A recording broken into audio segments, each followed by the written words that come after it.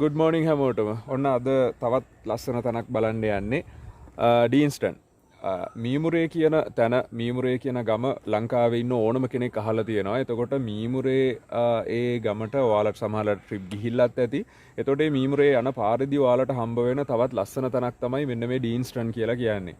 එතකොට ඩීන්ස්ටන් වලට යන්නත් මේ මීමුරේ පාරේ කියන්නේ හුන්නස්ගිරියෙන් මීමුරේ පාරට හරවලා කිලෝමීටර් 4ක් 5ක් වගේ ප්‍රමාණයක් දුර ගෙවුවාන් පස්සේ ඔයාලට ඒ ඩීන්ස්ටන් වලට යන්න ඒ තැන හම්බ වෙනවා.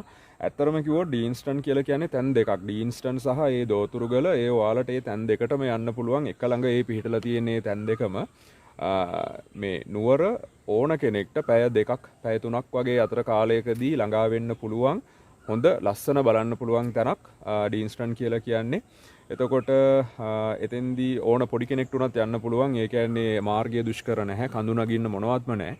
ඇත්තටම ඇතුලේ පාක් එකක් වගේ ලස්සනට හොඳට මේන්ටේන් කරලා හදලා තියෙන්නේ. අතර එතනින් ගිහිල්ලා ඔයාලට විනෝද වෙන්න යන්න පුළුවන්. එතකොට මම දැන් මේ හුන්නස්ගිරියෙන් මීමුරේ පාරට හරවලා පොඩි තැනක නවත්තලා තියෙන්නේ.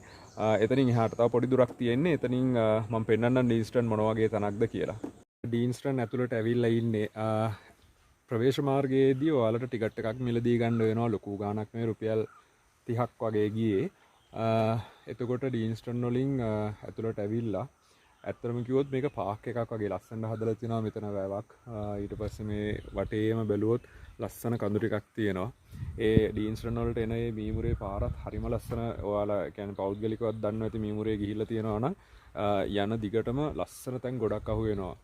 එතකොට ඩීන්ස්ටන් මේ කලාපය මේ ඩීන්ස්ටන් වනරස සංරක්ෂණ කලාපය මගින් තමයි සංරක්ෂණය කරන්නේ.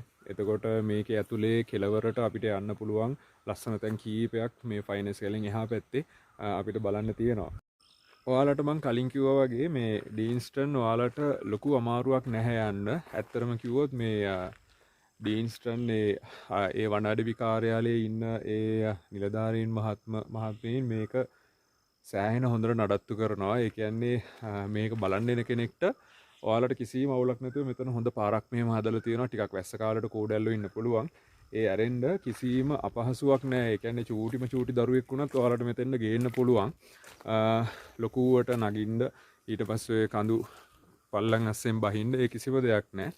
මේ මෙතෙන් ආවහන් පස්සේ මේ පාර දෙකට බෙදෙනවා. ඒ කියන්නේ මේ කොයි පාරෙන් ගියත් ඒ කෙළවරට යන්න පුළුවන්. මම හිතන් ඉන්නේ ඔන්න මේ පැත්තෙන් ගිහිල්ලා ඊට පස්සේ බැහැගෙන එනකොට මේ අනිත් පැත්තෙන් මෙන්න මේ පාරෙන් එන්න.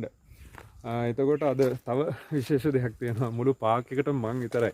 ඒ කියන්නේ අද සතිය දවසක් නිසා සතිය අන්තයේ නම් මේකට ගොඩක් කට්ටිය එනවා. නමුත් අද සතියේ දවසක් නිසා කිසිම කෙනෙක් පාක් එකට ඇවිල්ලා නැහැ. එතකොට ඒකත් වෙනස්ම ආකාරයක අත්දැකීමක්. මොකද මේ හැම තැනම නිශ්ශබ්දයි. ඒ කියන්නේ මම හුස්ම ගන්න සද්දේ මටම හෙන ගන්නට නිශ්ශබ්දයි. ඉතින් මට නිදහසේ මේ පාක් එක ඇතුලේ ඒ තියෙන දේවල් බලාගෙන මගේ ගමන යන්න පුළුවන්. ඒකත් මාරම ෆීලිං එකක් එක අතකින්. මේ දැන් මම ඇවිල්ලා ඉන්නේ ෆයිනස් කැලේට. මේකේ හැම තැනම මේ වගේ ෆයිනස් ඇවිල්ලා තියෙන්නේ. එක විවිධ කතා තියෙනවා. ඒ කියන්නේ දැන් ෆයිනස් මේ වනාන්තරවලට ආගන්තුක ශාක. ඒ කියන්නේ මේවා අර සුදු පාලන සමයේදී ව්‍යාප්ත වෙලා තියෙනවා කියලා ගොඩක් කට්ටිය කියනවා. ඉතින් ඇත්තටම කිව්වොත් බලන හැම තැනකම වගේ මේ ගස් ටික තියෙන්නේ. එතකොට පොළව දිහා බැලුවොත් මේවල මේ ලොකු තට්ටුවක් මේ වගේ අර ෆයිනස් කොළ වැටිලා. ඒ කියන්නේ ගොඩක් කට්ටිය කියනවා පරිසර විද්‍යාඥයෝ මේ කොළ ටික වැටුණාන් පස්සේ වතුර එකතු වෙන එක සහ මේ පස නිසරු වෙන ඒ කියන කතාවක් තියෙනවා. ඉතින් ඒක ඇත්ත කියලා හිතන්න පුළුවන්. මේ අඩිය තියන්නත් බෑ, ලෙස්සනවා සමහර තැන්වල. ඒ කියන්නේ මුළු මේ නිකන් අර ආස්තරණයක් වගේ මේ අර කොළ තියෙන්නේ. ඒ කියන්නේ බිම කිසිම අර චූටි ගස් ටිකක් ඇරෙන්න වෙන කිසිම දෙයක් හැදිලා නැහැ. ඒ කියන්නේ හැදෙන්නේ නැහැ. මේක අර අඩියක් විතර ඝනකමට මේ ෆයිනස් කොළ තට්ටුව වැටලා තියෙන නිසා. ඉතින් ඔන්න මම ඇවිදගෙන යනවා දිගටම මේ පාර දිගේ හොමම යන්න තියෙන්නේ.